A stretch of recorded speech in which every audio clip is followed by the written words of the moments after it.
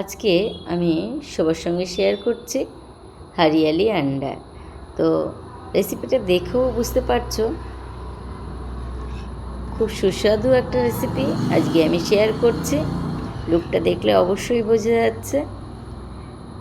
তো তার জন্য 4টে হাঁসের ডিম নিয়েছি। কেউ চাইলে মুরগির ডিমও ব্যবহার করতে পারো, তবে হাঁসের ডিম নিলে খুব ভালো টেস্ট হয়, হাঁসের ডিমের স্বাদটা খুব ভালো হয়। ডিমগুলোকে ভালো করে সেদ্ধ করে নিয়েছি, আগে থেকে সেদ্ধ করে ঠান্ডা জলের মধ্যে দিয়েছি। হাঁসের ডিম ছাড়ানোর সময় একটু ধৈর্য নিয়েই ছাড়াতে হবে, তা নাহলে অনেক সময় কিন্তু ভালোভাবে চোকলাটা ছাড়ানো যায় না, ডিমটা উঠে যায়।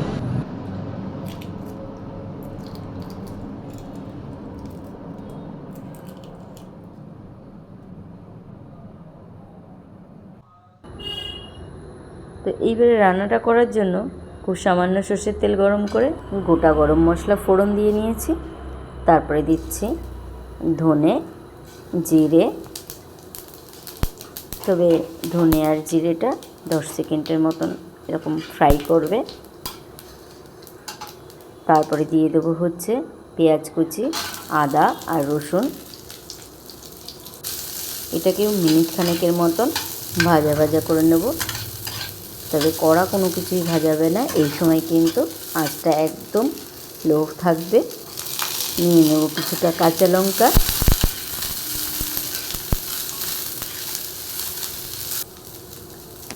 নারকেল কোড়া,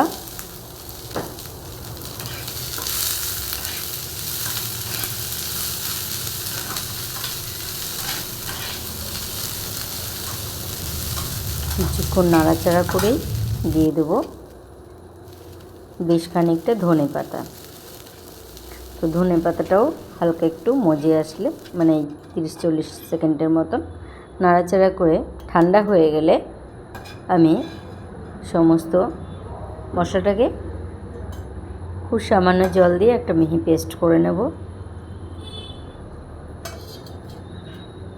তবে রান্নাটা করতে কিন্তু তেমন কোনো ঝামেলা নেই, খুব সহজেই তৈরি হয়ে যায়। দেখো কত সুন্দর একটা স্মুথ পেস্ট তৈরি করে নিয়েছি। এবারে সর্ষের তেল গরম করে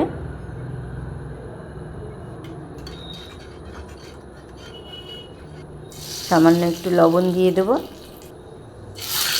ডিমটাকে জাস্ট হালকা একটু তেলের মধ্যে দিয়ে নাড়াচাড়া করে তুলে নেব।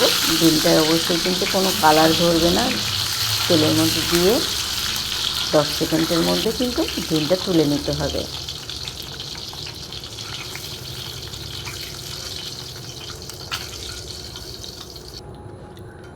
তারপরে দিয়ে দিচ্ছি গোটা গরম মশলা ফোড়ন। এরপরে বেটে রাখা পেস্টটা দিয়ে দেবো।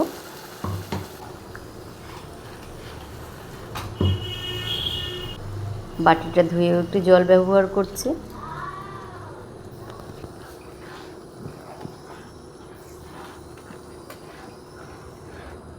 দেখো কত সুন্দর একটা রং বেরিয়েছে ধনে পাতার।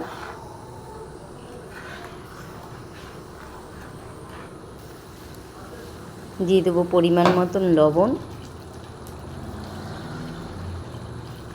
মশলাটাকে একটু ভালো করে কষিয়ে ডিমটাকে দিয়ে দেবো।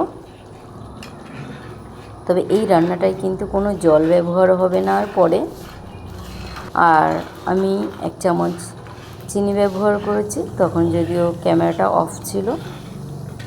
দেখো তেলটা কিছুটা ছেড়ে দিয়েছে। ঠিক এই পর্যায়ে ঢাকনা চাপা দিয়ে 5 মিনিটের জন্য রান্না করব।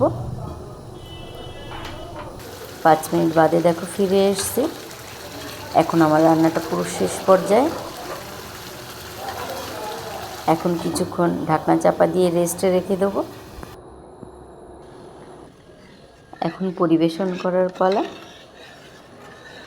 তো দেখতে যতটা সুন্দর হয়েছে, খেতেও কিন্তু অপূর্ব টেস্ট হয়েছে। তবে এই রেসিপিটা যে কোনো রুটি পরোটার সঙ্গে খেতে খুব ভালো লাগে, দুর্দান্ত টেস্ট হয়। তবে যে কোনো রাইস দিয়েও খুব ভালো লাগে। তো ভিডিওটা যদি ভালো লাগে অবশ্যই লাইক, কমেন্ট, শেয়ার করবেন। আর আমার চ্যানেলটা এখনও পর্যন্ত যারা সাবস্ক্রাইব করেনি সাবস্ক্রাইব করে পাশে থাকবেন।